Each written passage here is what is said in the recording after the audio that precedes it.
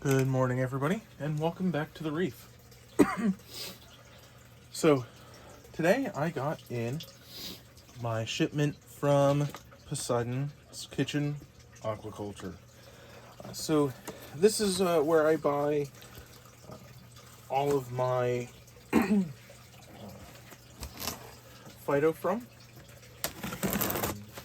He has, and I've mentioned it, previously, that he's really into, more of the holistic approach of reefing, which is how I also feel.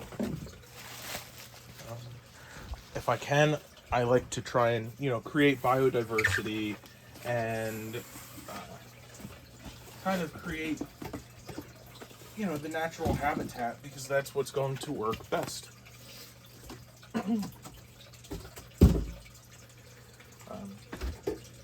Try and replicate, the natural,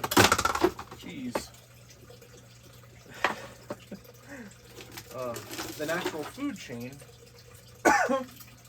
and you're going to have better success with everything. Everything's going to be healthier. Fewer problems.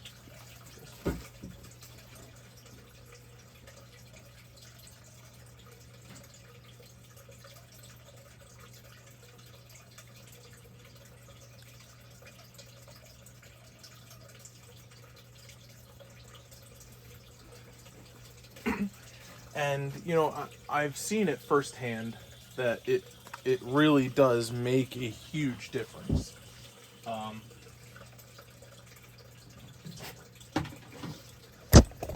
Oops, sorry. And I wanted to transition more from a dried plankton, which is what most of the like coral foods, like reefroids,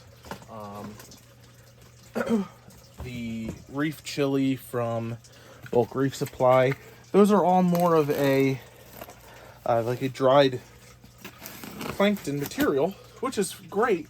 However, if you remember from past videos, our phosphate's a little elevated. So if we can avoid putting dried product in,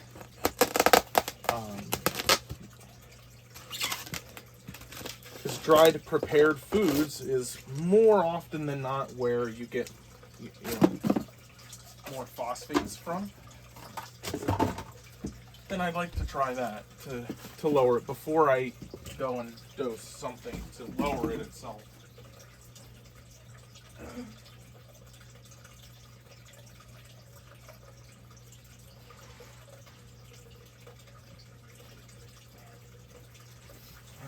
Sorry, my nose is a little runny today.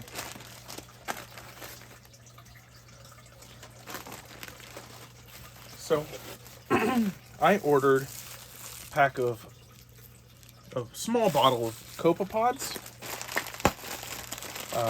I'm gonna add some to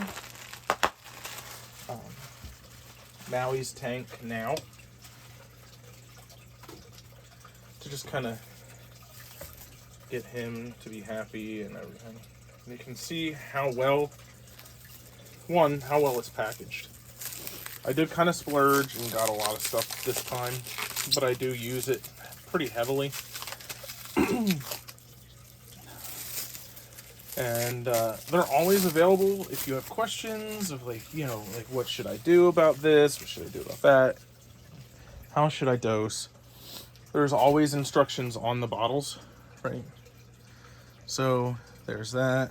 But look at how much movement we have out of this. Okay. So I'm going to give a little bit to Maui here. And then the rest are going to obviously go in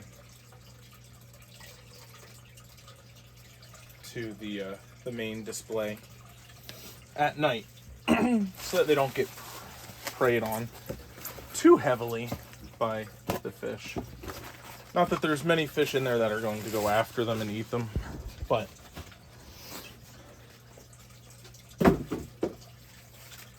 okay.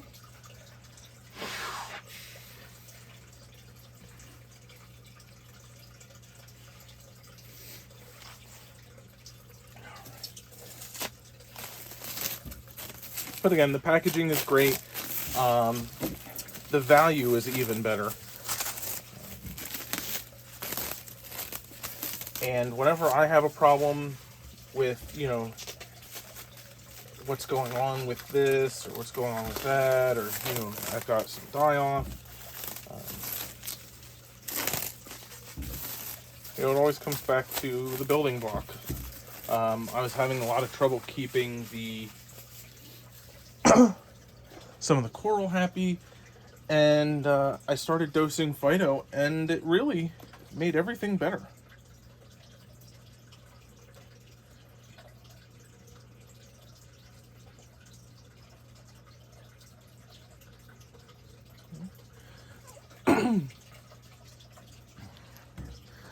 So I even got a little dosing cup just for this.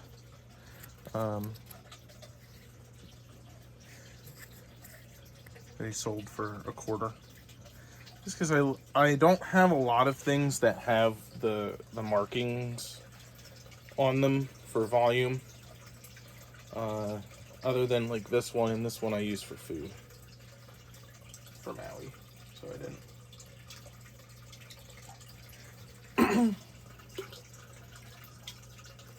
So I didn't necessarily want to cross them, you know.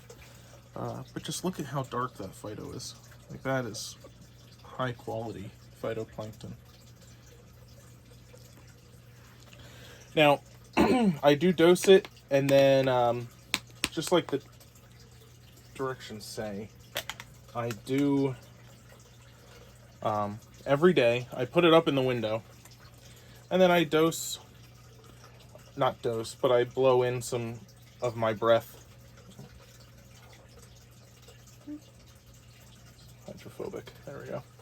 I do blow in some of my exhaled breath, because phytoplankton live off of carbon dioxide, obviously, right? They process carbon dioxide, hi Gigi, and use photosynthesis to make oxygen. So, blowing in there keeps them happy, healthy, and then putting them in the window does the same. So, I'm just going to dose that small amount for today. I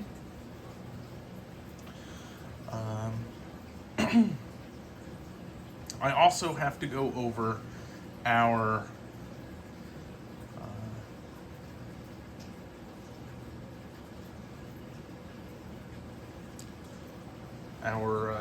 Triton results, which came back yesterday.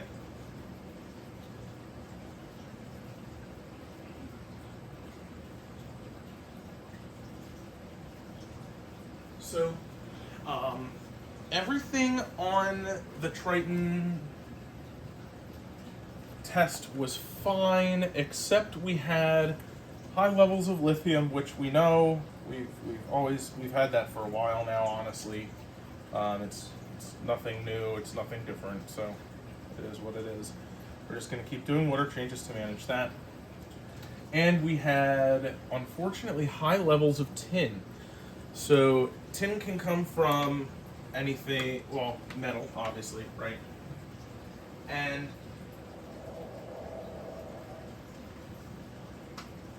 that could be why we're seeing a little bit of weirdness in some of the coral, because they're not used to such. But I've looked around, there's no metal in the tank except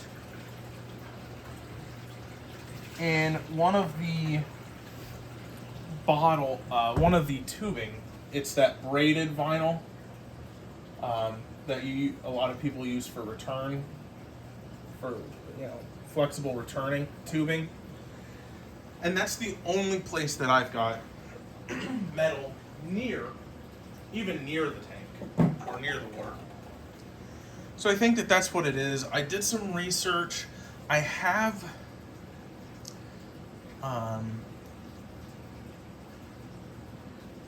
Triton's detox. However, upon further research, it does not remove tin.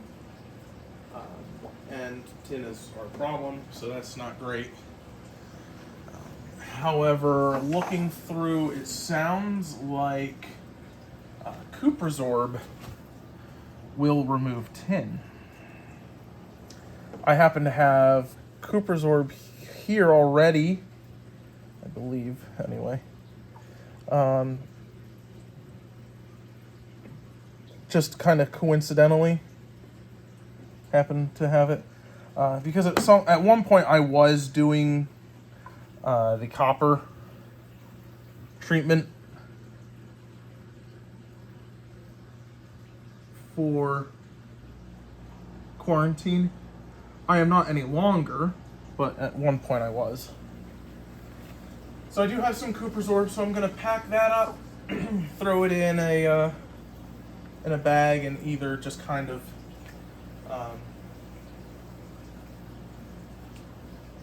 and I'll either let it sit in the one of the higher flow areas, or I'll throw it in our canister filter where we usually have carbon running. I'll just run it in there for a week or two, and then I'll probably just do an extra safety dose.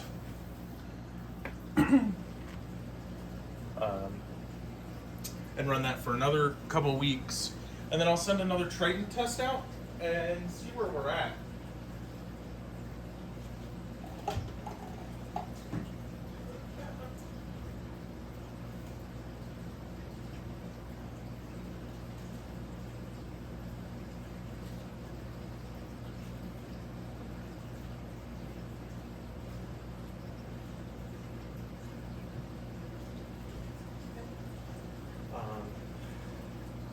So, unfortunately, there's not a whole heck of a lot I can do about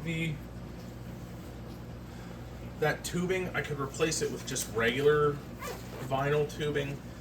I don't want to hard plumb it for obvious reasons, for noise and vibration and such. So it might just be a problem that we just have to manage. It's just going to be what it is. So we'll see. We'll see what we can come up with. So that's all I got for today. I know it was a pretty decent amount.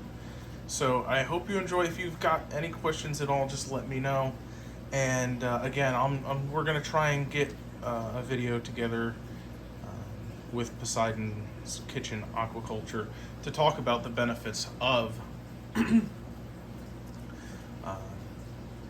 phytoplankton. So have a great day. Don't forget to leave a comment, subscribe, and we'll see you tomorrow.